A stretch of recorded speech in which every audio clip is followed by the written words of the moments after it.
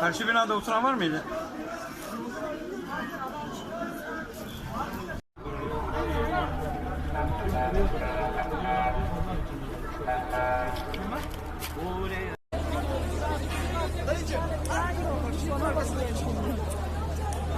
Bilmiyorum artık da.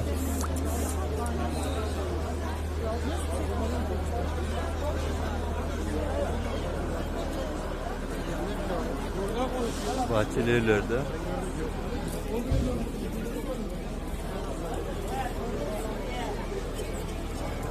Evet.